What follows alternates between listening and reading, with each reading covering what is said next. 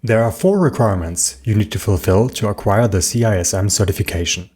First, you need to pass the CISM exam, which tests your knowledge in 4 domains: information security governance, risk management, information security program, and incident management.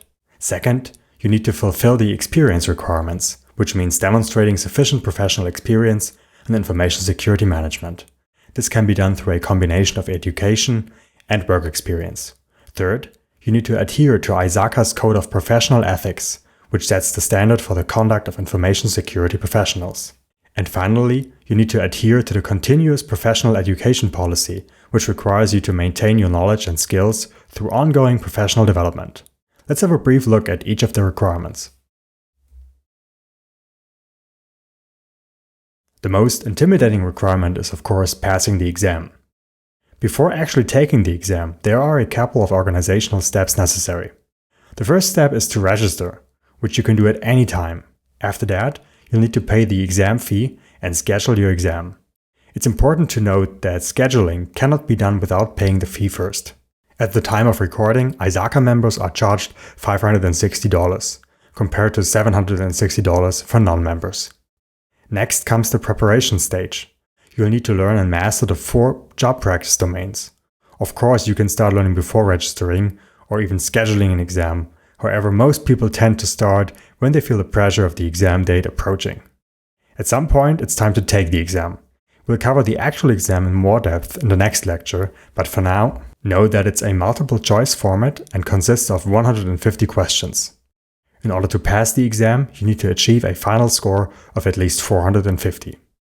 But like I said, more about that in the next lecture.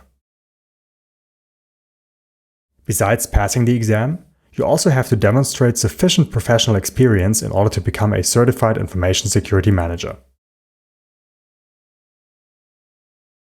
The CISM certification requires you to have at least 5 years of experience in information security management. The experience must be earned in at least 3 of the 4 job practice domains. Especially for beginners or professionals who have recently transitioned into an information security management position, demonstrating 5 years of experience can be a daunting obstacle. For this reason, applicants are allowed to include up to 2 years of general information security experience, as well as 1 substitution waiver worth up to 2 years as well. This means you can substitute missing work experience with other professional certifications, postgraduate degrees in a relevant field, and more. Just make sure your work experience has been completed within a 10-year period before the application. Make sure to check ISACA's website for the most up-to-date experience requirements. Covering all exceptions and possibilities for substitution would go beyond the scope of this course. Adhering to the Code of Professional Ethics is a crucial requirement to become a CISM certified professional. ISACA has set forth this code to guide the professional and personal conduct of its members and certification holders. The code outlines the fundamental principles of ethical behavior, such as honesty, objectivity, and confidentiality, which are all essential for a successful career in information security management. As a CISM certified professional, you are expected to uphold these principles and maintain the highest level of integrity in all your professional endeavors. You can find the complete Code of Professional Ethics on ISACA's website, so make sure to review it thoroughly and incorporate it into your professional conduct to become a certified CISM professional. Last but not least, you need to adhere to the continuous professional education policy, which requires you to maintain your knowledge and skills through ongoing professional development.